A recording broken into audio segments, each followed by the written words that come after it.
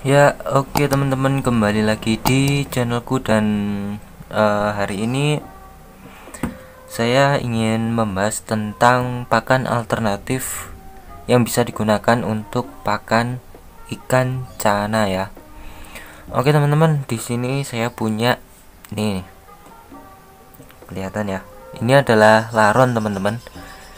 Nah, laron, sebelum kita bahas manfaatnya, saya akan bahas dulu laron itu kan kalau kita tahu itu adalah rayap ya.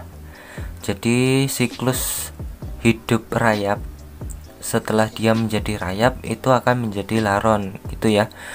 Dan laron itu biasanya keluar kalau pas musim peralihan antara musim panas ke musim dingin atau musim kemarau ke musim hujan ya. Biasanya setelah hujan besar gitu, kemudian di pagi harinya biasanya banyak banget laron yang keluar dari tanah. Nah, jenis rayap sendiri kan ada dua. Yang pertama itu ada rayap tanah dan juga rayap kayu teman-teman. Dan ini adalah rayap kayu ya, atau laron yang keluar dari dalam tanah. Nah, pagi hari tadi itu banyak banget laron yang muncul di halaman kos-kosan saya teman-teman, dan saya menangkap nih beberapa ekor yang nanti coba saya berikan makan ke si ikan cana ini ya.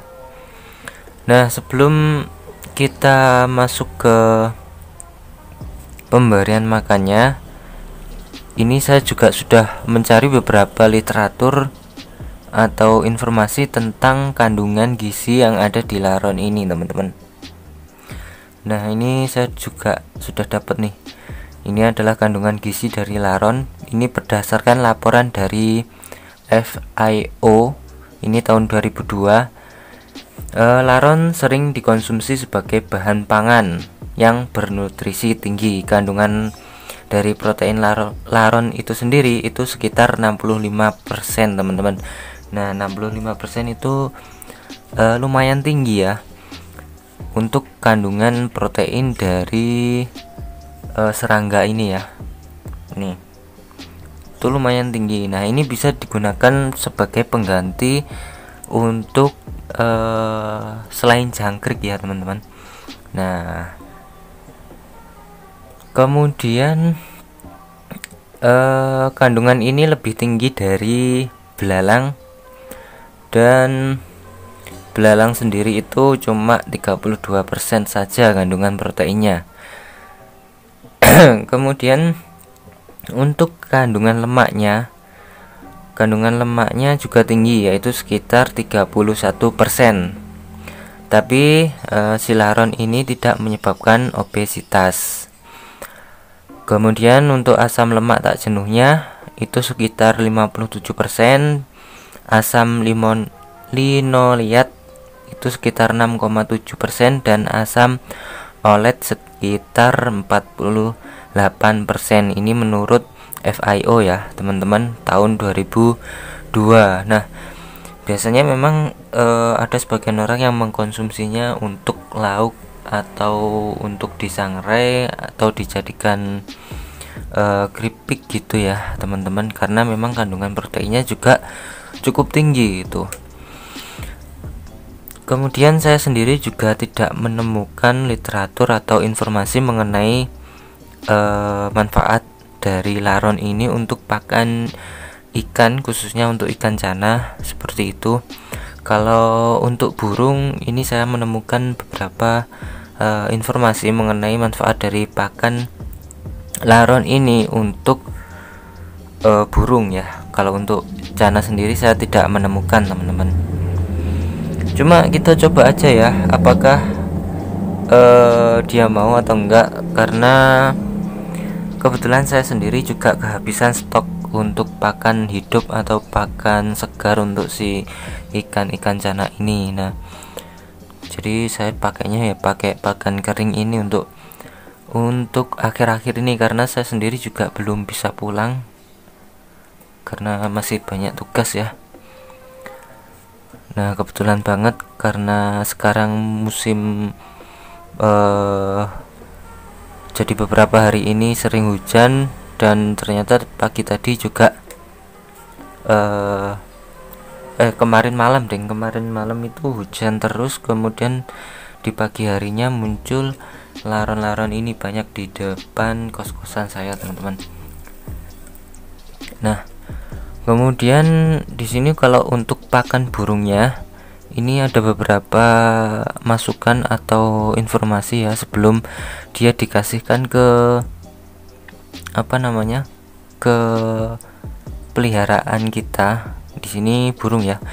Jadi kalau di burung itu ini sarannya yaitu laron itu kan punya sayap ya teman-teman. Jadi dia punya sayap.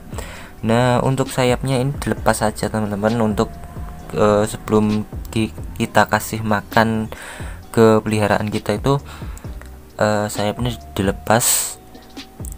Kemudian nah laron sendiri itu kan siklus hidup setelah dia dari bentuk rayap ya. Jadi setelah rayap itu dia akan menjadi laron, dan rayap itu kan dia pemakan atau sering makan kayu atau menggerogoti kayu gitu kan. Jadi mulutnya ini lumayan tajam teman-teman, dan sarannya itu sebelum kita kasih makan itu kepalanya itu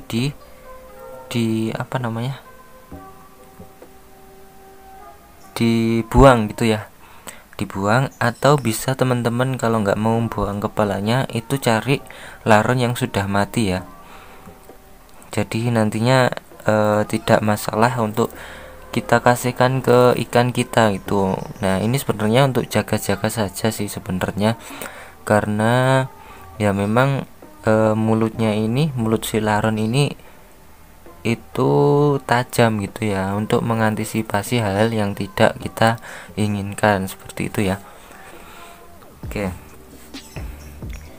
Nah ini sebagai pengganti jangkrik ya teman-teman. Kemudian di sini untuk manfaatnya, karena saya sekali lagi tidak menemukan informasi mengenai pakan laron ini untuk ikan itu apa manfaatnya, kemudian efeknya apa. Jadi di sini saya akan bacakan manfaatnya untuk burung saja ya. Mungkin akan ada beberapa kemiripan ya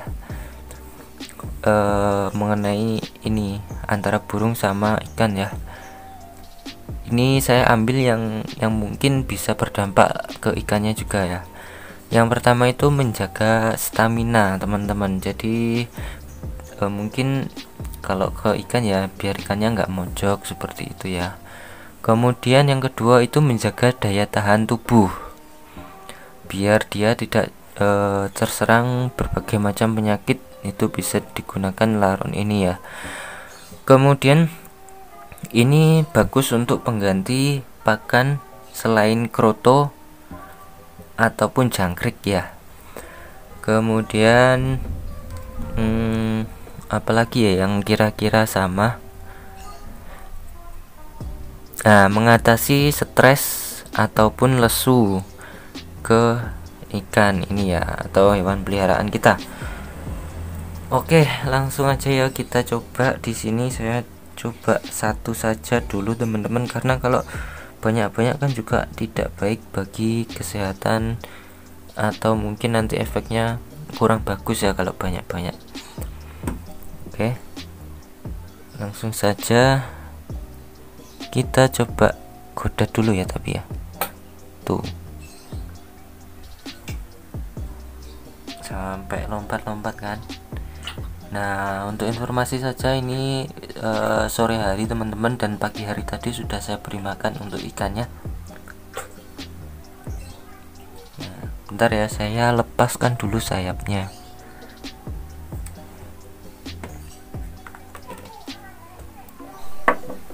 Nah oke, langsung aja kita coba ya teman-teman, satu dulu bagaimana responnya. Bentar. Nah ini ya,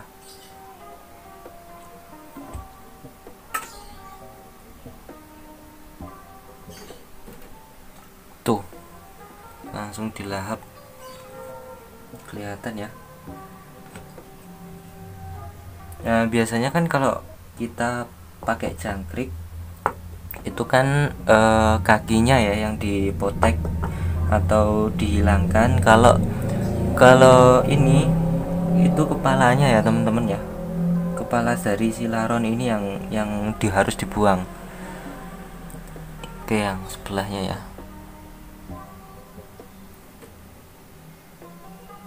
Duh, bentar, jatuh.